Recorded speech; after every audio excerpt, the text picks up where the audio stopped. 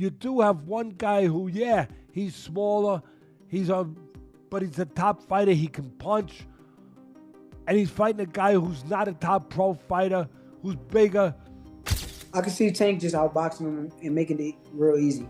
Tank Davis is a violent human being. He's a savage, and he didn't feel in his element. It's a real thing. It's a real thing. If you're from the hood, you will know. Boxing insiders claim Jake Paul stands little chance against Gervonta Davis. According to Shakur Stevenson, Jake's size advantage won't be enough to save him. Tank's elite skill and experience will simply be too much. Stevenson predicts that while Davis may not chase a knockout due to Jake's size, he'll still put on a boxing masterclass and cruise to a clear decision victory. Difference between these two guys. I mean, size will play some part of the fight, but if I'm thinking like I'm Tank, I'm probably just going to go out there and try to outbox him and use my knowledge and IQ against him. So I can see Tank just outboxing him and making it real easy. Is there any way any realistic or legitimate way in your mind you could see Jake Paul winning a fight against Tank? No. No way. Nope. Not a lot of people have talked about Jake and said he's got good power. Not even and I get anything could technically happen, but you don't even see a realistic shot where he could land one big punch, and Tank being so much smaller, he just can't handle the power.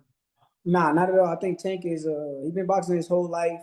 He's been boxing since a kid, so I doubt like that's gonna be an issue or problem. I think Jake is good for where he's at, but I think it's just levels. Do you see a more likely chance that Tank wins by decision or by knockout? By decision. I mean, that guy's too big. I don't think that he's just going to knock that guy out. So I see him like outboxing him. Could you see a realistic possibility where Tank could knock him out, although more likely that it is, like you just said, a decision? Nah, I don't see him knocking him out, no. Will you watch, Shakur? I mean, no. Obviously, no? Hell no. Nah, that ain't really like... I mean, like I said, here's the thing. Like, I got two sides of me when it comes down to I got a business side, then I got a competitor side. And from the competitive aspect, it don't excite me for me to be like, okay, I want to watch it. Showbiz the Adult explains that Tank Davis has already proven his ability to handle taller and stronger opponents, pointing to his dominant win over Ryan Garcia. He reminds fans that Ryan wasn't just taller, he was also faster and more explosive. Yet Tank adjusted, found his rhythm, and beat him convincingly. The YouTuber and analyst argues that if Tank could close the distance and dismantle a skilled fighter like Ryan, Jake Paul will be no exception. While Jake's size might look impressive on paper, Showbiz emphasizes that boxing is truly about distance control, timing, and ring IQ, all areas where Tank excels. He adds that Davis has perfected the art of reading opponents and setting traps, and once Jake steps into the ring with him, those skills will come to light almost instantly. Emotionally, see if he's rattled. See, when it's all said and done, the whole talking shit goes out the window. Jake's scared. And let me tell you this, too. I looked at that, I'm sizing them up. I'm looking at Tank and Jake, and I'm looking at him. Tank can reach him, too. He reached Ryan Garcia. He reached Mario Barrios.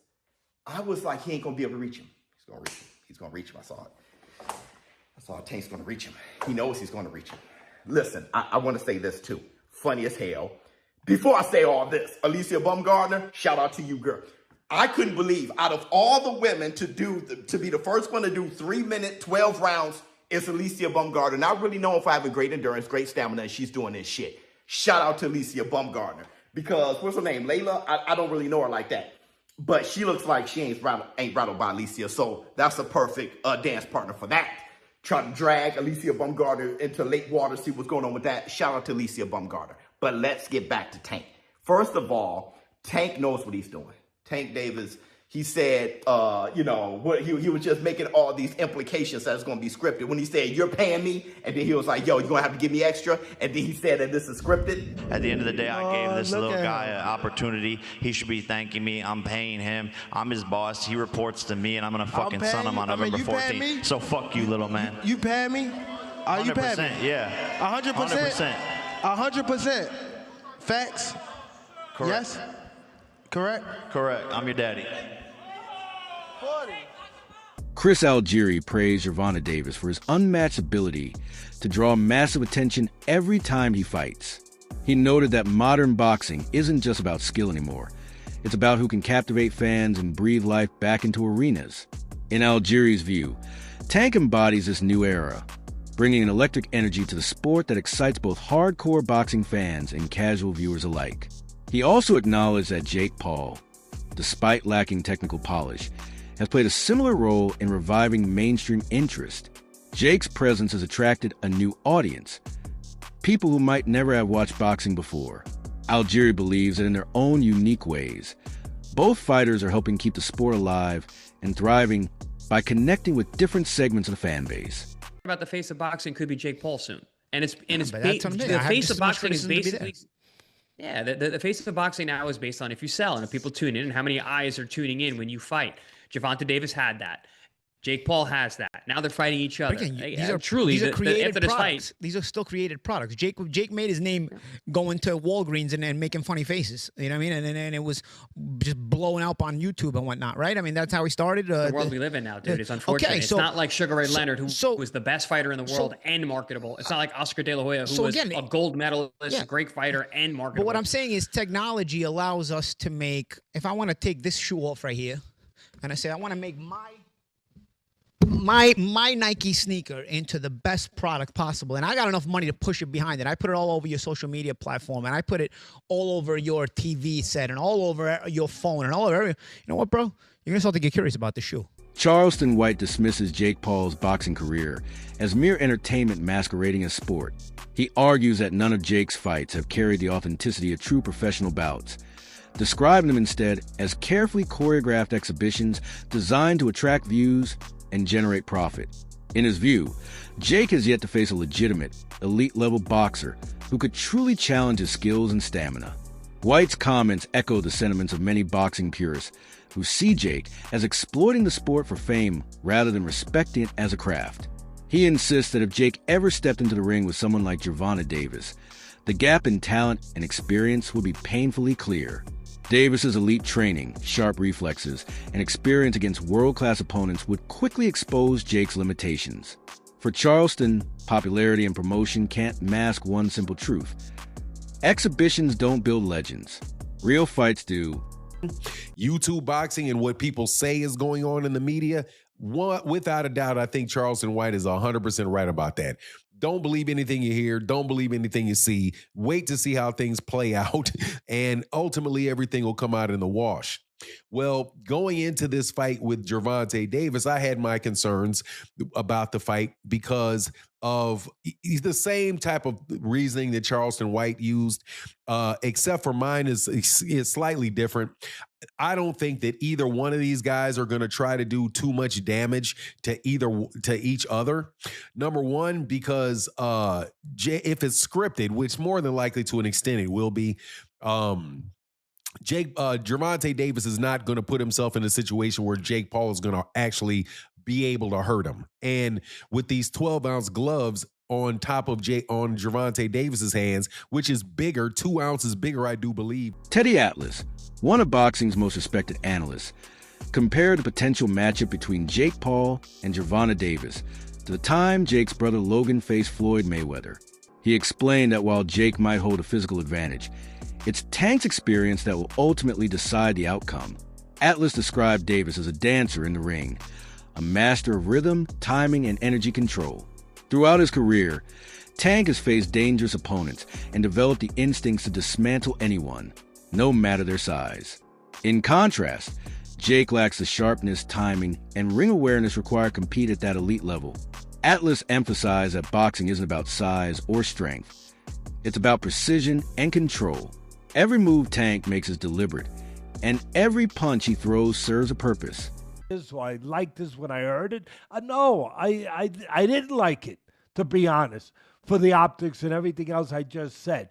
But you do have one guy who, he's smaller, but he's a top fighter. He can punch, and he's fighting a guy who's not a top pro fighter, who's bigger. What if he hits him on the chin? What if he hits him on the chin? It'll wind up selling. And that's what'll wind up selling it. The what if. What if Tank makes him do a cha-cha? He hits him on the chin, and Jake Paul, we're going to find out if he can dance. Whoa, whoa, whoa, whoa. You know, do the cha-cha. That's what's going to sell it. And you can't argue that what if. You can't.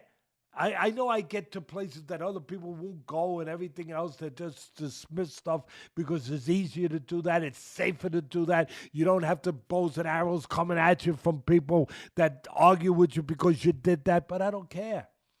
I've had bows and arrows my whole life. I don't care. But that's true. That what if? What if this guy who is a real good puncher, who is one of the best fighters in the world right now, what if he hits him? What if he makes a miss and he counters him? Or he jumps up in the air? Jump up in the air. Bang! Showbiz The Adult also weighed in on Gervonta Davis's personality outside the ring, noting that while Tank may not be the most polished speaker or savvy businessman, that's not what makes him dangerous. His confidence, Showbiz explained, comes from his roots, from growing up in an environment where toughness mattered more than talk. He highlighted how Tank's body language during press conferences speaks volumes. He never appears scared, pressured, or out of place. When Davis faces his opponents, there's a silent, intimidating energy that says more than words ever could. Showbiz added that while Jake Paul excels at promoting fights and leveraging media attention, Tank doesn't need marketing. His aura alone commands respect. Tank Davis is a violent human being. He's a savage. And he didn't feel in his element. It's a real thing. It's a real thing. If you're from the hood, you will know. It's kind of like taking a guy from the block and putting him in the corporate world in a business meeting. He's going to be so out of his element that he's just, he doesn't even know how to argue without sounding like, I'm going to whoop your ass, I'm going to beat you. The way Jake was doing things, he had the clowns coming out. Not everyone is convinced that Tank Davis can defeat Jake Paul. Some analysts caution fans to stay realistic, reminding them that weight classes exist for a reason. They argue that while Tank's power and explosiveness dominate at lightweight and super featherweight, stepping in against a naturally bigger man like Jake presents a whole new challenge. In boxing, size and physics matter. A 135-pound fighter moving up to face someone walking around at over 190 pounds faces clear disadvantages in reach, strength, and endurance. These experts suggest that Tank's trademark power might not carry the same impact against Jake, whose larger frame could absorb those punches far more effectively. All of a sudden, we want to know, who will win in this fight? Jake Paul or Tank Davis? It's a legit question. And I actually want to really hear your thoughts on who do you think is going to win. Because I know what Vegas is saying, but I want to know what you think. Personally, I think Tank too little, bro. Yo, I think Tank too little. I'm so glad you have a brain on your fucking shoulder. I think Tank too little. I said, bro. I think Tank's too little. That's what I'm saying. That weight class is for a reason. Davis that weight class is for a reason. 5'5", 135 pounds. Jake Paul is 6 feet, 205 pounds. That's what I'm saying. Dog. He's too 6'1", little. 205. Everybody's like, yeah, bro, but Tank it only takes one good punch. Yes, it takes one good punch when you're about the same size. There's a 60, 70-pound difference in weight in these people. I don't think nobody puts the physics in mind. Jake Paul gets punched in the face by dudes 200 pounds with all their might on a weekly basis. A 135-pound puncher, bro. If y'all remember the Mayweather versus Conor McGregor fight, Conor walks around like 180 on the regular. He's like 5'9", 180. Mayweather's like 5'7", 145. That 30-pound, 20, 30-pound difference, bro, if you remember that fight, Mayweather was putting mittens on Conor. Guess what happened to Conor? He didn't hit the ground once. No. He lasted all 12 rounds getting hit with flurries. I'm talking about Mayweather was having his time. He's being cocky with it, hitting him with all kind of combos. And we're watching the last 3 rounds of that shit like, yo, knock him out. And you know what? He could not knock him out because Conor gets punched by people that are 170, 180 pounds on a regular. And just that 20, 30-pound difference, it was like impossible for him to do anything. And that's exactly what I feel like is going to happen versus Jake and Tank.